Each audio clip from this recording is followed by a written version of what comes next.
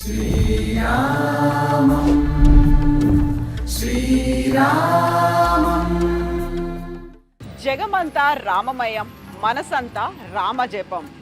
జనవరి 22, 2024లో కోట్లాది మంది ఎదురు చూడబోతున్నటువంటి ఒక రోజు ఆ కళ సాకారం కాబోతోంది. కొన్ని ఏళ్లుగా దశాబ్దాల తరబడి జరుగుతున్నటువంటి ఒక పోరాటానికి ఆ రోజు ప్రత్యక్షంగా అందరూ రామ్ లల్లాని దర్శించుకోబోతున్నారు. అందుకు సంబంధించి ప్రస్తుతం మనం ఉన్నాము రామ్ సేవాపురంలో.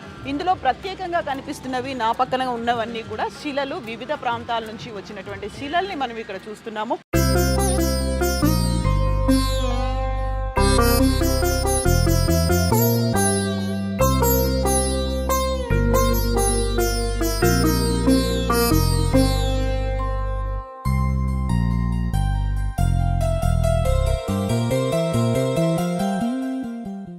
ఇక్కడ కనిపిస్తుంది నేపాల్ నుంచి వచ్చినటువంటి శిల. సో ఇక్కడ రామచంద్ర ప్రభుకి సంబంధించి విగ్రహ ఏర్పాటులో ఏ శిలను ఉపయోగిస్తారు? గ్రానైట్ని ఉపయోగిస్తారా, లేకుంటే బ్లాక్ స్టోన్తో ఉన్నదాన్ని ఉపయోగిస్తారా? ఇక్కడ నేపాల్ నుంచి వచ్చింది అంటే అక్కడ సీతామయ్య జన్మించినటువంటి స్థలం కాబట్టి అక్కడి నుంచి కూడా రాముల వారి విగ్రహాన్ని తయారు చేయడానికి ఈ శిల ఏమైనా ఉపయోగపడుతుందేమో అని పంపించారు. ఆ శిలని మనం ఇక్కడ చూస్తున్నాము. ఇక్కడ ఉన్నటువంటి శిలలు అన్నీ కూడా ప్రత్యేకంగా రాముడిని తయారు చేయించడానికి ఉపయోగపడేలా అక్కడి నుంచి వచ్చినటువంటి శిలలు. ఇక మనకి నేపాల్ నుంచి వచ్చిన శిలతో పాటుగా రాజస్థాన్ నుంచి వచ్చినటువంటి శిలను కూడా మనం చూస్తున్నాము. గలేశ్వర్ ధామ్ దగ్గర నుంచి వచ్చినటువంటి ఆ శిలతో పాటుగా అండ్ ఇక్కడ రాజస్థాన్ నుంచి వచ్చినటువంటి శిలలు, రాజస్థాన్ సే అయి 3 శిలాయ, ఇక్కడ 3 రకాల శిలలు కనిపిస్తున్నాయి. ఈ 3 రాజస్థాన్ నుంచి వచ్చినటువంటి ఈ 3 శిలలు. సో గ్రానైట్ ఉంది అండ్ పింక్ గ్రానైట్ ఉంది.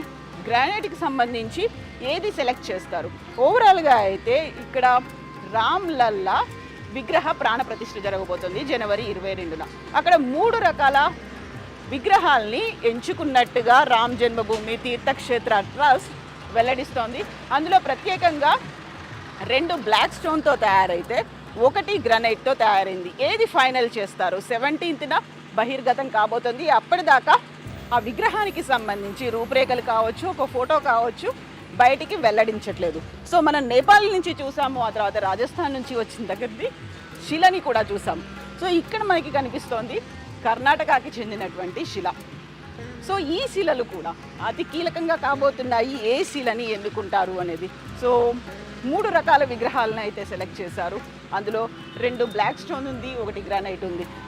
ఇప్పటిదాకా ఒక అఫీషియల్గా ఫైనల్గా ఒక కామెంట్ అనేది రాకపోయినప్పటికీ కూడా రామ్ లల్లా విగ్రహం అనేది బ్లాక్ గ్రానైట్తో ఏర్పాటు చేశారు అనేది, అది కర్ణాటకకి చెందినటువంటి విగ్రహం అనేది. సో ఓవరాల్గా అయితే ఇక్కడ ఉన్నటువంటి ఈ శిలలన్నీ కూడా కర్ణాటక సే అయి 3 శ్యామ్ శిలాయ, అంటే కర్ణాటక నుంచి వచ్చినటువంటి 3 నల్ల రాతి శిలల్ని మనం చూస్తున్నాం. సో జనవరి 22న ఈ రాళ్ళకి సంబంధించి, ఈ శిలలకి సంబంధించి ఏది విగ్రహంగా మారింది, ఏ శిల ఉపయోగపడబోతోంది అనేది జనవరి 15న తెలుస్తుంది. ఆ శిలతో తయారైనటువంటి రామ్ లల్లాకి సరయూ నదీ జలాలతో అభిషేకం చేసిన తర్వాత జనవరి 22న ప్రాణప్రతిష్ఠ జరగబోతోంది.